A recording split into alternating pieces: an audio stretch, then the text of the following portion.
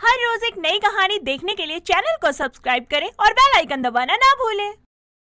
मंजुला देवी kitchen से नाश्ता लाकर table पर लगा देती है और अपने बच्चों को आवाज लगाते हुए बोलती है, विनीत, लानी, कहाँ हो दोनों? जल्दी से आतल नाश्ता तल्लो, तुम लाए हो या नहीं? हाँ हाँ आ गई माँ, बस कीजिए। कितनी जोर से बोलती हैं आप, हमें क्या पड़ोसी तक को सुनाई दे जाता होगा। वो अलग बात है कि उनको समझ कुछ नहीं आता होगा। क्या बोली? अरे क्या? ओहो, क्या बोल रहा हूँ? मेरा मतलब क्या हो गया? कुछ नहीं भाई, मैं बस माँ को ये कह रही थी कि थोड़ा धीरे बोला करो। हाँ माँ, आप भी ऐसे चिल्लाने लगती हो। जैसे आप आवाज नहीं दोगी तो हम नाश्ते की टेबल पर आएंगे ही नहीं। भली दिक्कत हो रही है, मेरे आवाज लगाने थे तो खुद ही तो नहीं टाइम पर टपक जाते। और तू क्या फोन में टिपती लेती है? तू तब खाना था? हाँ हाँ खा रही हूँ, आप भी थोड़ी, मेरा मतलब थोड़ी देर चुप रहो और खाना खा लो। इतना बोलकर तीनों नाश्ता करने लगते हैं। मंजुला देवी तोतली थी, इसीलिए वो तुतला कर ही बोला करती थी, जिसके कारण उसकी बातें विनीत और रानी के अलावा कोई और नहीं समझ पाता था। एक दिन मंजुला राशन का सामान लेने दुकान पर जाती है, जहां मिष्टी नाम की एक लड़की भी सामान लेने आई होती है। तभी मिष्टी दुकान वाले से बोलती है, अंकल, आधा किलो पैकेट वाला पनीर देना जरा। अले बेटी, पैकेट वाला पनीर मत ले, तुल्ला लेने में ज्यादा फायदा है। अरे आंटी जी, मुंह से सुपारी थूक कर बात करो ना। क्या बोले जा रही हो? मेरे तो कुछ पल्ले नहीं पड़ा। अंकल, आपको समझ आया? अरे बिटिया, वो कह रही हैं पैकेट वाला पनीर मत लो, और उनके मुंह में पैदाइशी सुपारी है जिसे वो चाहकर भी नहीं थूक सकती। मतलब कि ये बहन जी तोतली हैं बेटा। ओ, अब समझी। नहीं आंटी जी, मुझे नहीं लेना कोई खुला पनीर। आपको लेना है तो आप ले लो। कहते बात तल रही है ये ललती, भलोते बात तलना नहीं आता क्या? क्या कहा? मैं बात तल रही हूँ? आंटी जी, बात कोई पकोड़े थोड़ी ना है जो बात तली जाएगी। अरे और आपको बोलने की जरूरत ही क्या है, मुझे ये बताइए। आप अपना मुंह बंद रखिए। अंकल जी, आप पनीर दो जल्दी, वरना ये कुछ और बोलने लगी। तभी दुकान वाला उसे पैकेट दे देता है और वो वहाँ से चली जाती है। तभी मंजुला गुस्से में घर आती है और सामान से भरा थैला लेकर सोफे पे पटकते हुए बोलती है, थमत्ती क्या है अपने आप तो? हाँ नहीं तो। अरे कौन क्या समझती है? आप इतने गुस्से में क्यों हो? किससे लड़कर आ रही हो? तेरी माँ ललती नहीं है, थमदी। पता नहीं कैथी ललकी थी, मेरे थम ने बदतमीजी से बात तलते तली गई। आपने ही उसे बिना मांगे तोतली जबान में कोई सलाह दे दी होगी, वरना किसी को आपसे बदतमीजी करने का कीड़ा थोड़ी काटा है। तुक्कल, तूत की तलब है या मेरी तलब? मुझे कुछ काम याद आ गया, मैं आती हूँ। हाँ, आ रही हूँ अभी। इतना बोलकर रानी वहाँ से बहाना बनाकर खिसक जाती है। अगले दिन विनीत मंजुला को उस लड़की के बारे में बताता है जिससे वो प्यार करता है, और उसके बाद विनीत की बात मानकर वो दोनों लड़की को देखने जाते हैं।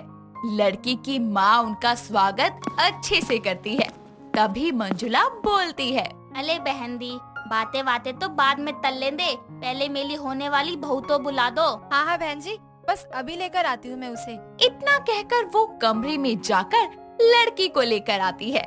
जैसे ही चाय पी रही मंजुला लड़की को देखती है तो उसके हाथ से कप गिरकर टूट जाता है, क्योंकि वो लड़की कोई और नहीं बल्कि मिष्टी ही थी, जो उसे दुकान पर मिली थी। तभी वो जोर से बोलते हुए कहती है, जे है ललती, सुपारी वाली आंटी आप? मिष्टी माँ, आप एक दूसरे को पहले से ही जानते हो? अरे वाह, सास बहू की जान पहचान पहले ही हो रखी है। इससे बढ़िया बात बोलो भला, क्या होगी? तौंची छाछ तैथी बहू, जे ललती मेली बहू नहीं बन सकती। इसको तो बात तलने की भी तमीज नहीं है। माँ क्या हुआ है, आप ऐसे क्यों कह रही हो? जिसके बाद मंजुला सबको मिष्टी से पहली मुलाकात के बारे में बताती है। तभी विनीत धीरे से बोलता है, मिष्टी ये क्या किया? अरे मुझे क्या पता था कि ये तोतली आंटी ही मेरी होने वाली सास निकलेगी। अरे मुझे क्या बोल रहे हो? मैंने कौन सा जानबूझकर किया है? माँ, मैं मिष्टी से बहुत प्यार करता हूँ, प्लीज उसकी गलती के लिए उसे माफ कर दो। उसे नहीं पता था आपके बारे में। अले विनीत बेटा, तू परेशान मत हो, मैं मंदुला हूँ मंदुला। इस ललती ते भी अच्छी ललती ढूंढूंगी तेरे लिए। मंडुला?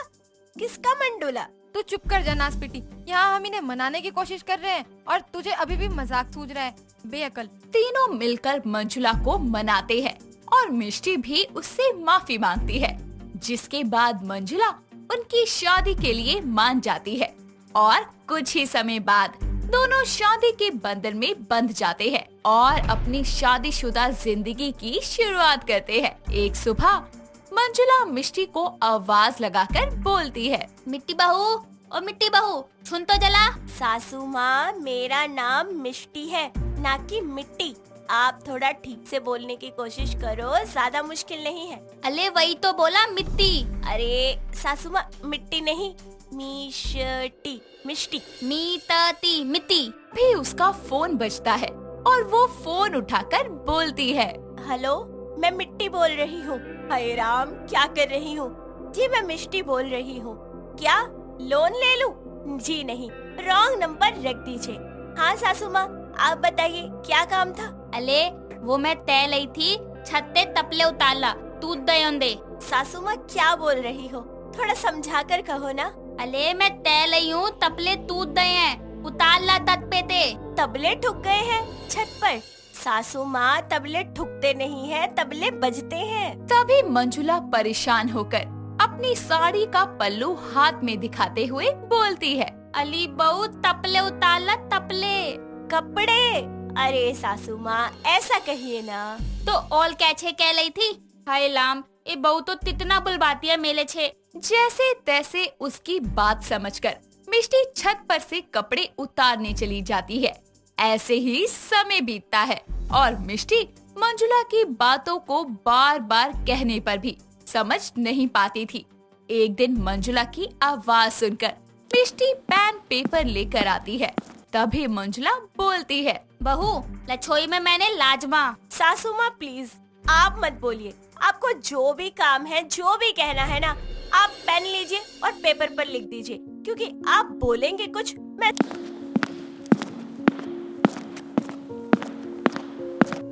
समझूंगी कुछ और होगा कुछ और ही। इससे बढ़िया है कि आप लिख दो, मैं समझ जाऊं। पर मैं तो दूछली फेल हूँ, मुझे तो लिखना ही नहीं आता। क्या कहा? तू छल्ली? हाँ छलनी, वो तो मैंने कब की धो दी। क्या बात है, दोनों सास बहू में क्या गपशप हो रही है? अले बेटी, क्या दपछप होई दी? ये मिट्टी बहू को बोलो तुत, कल तीकुत है।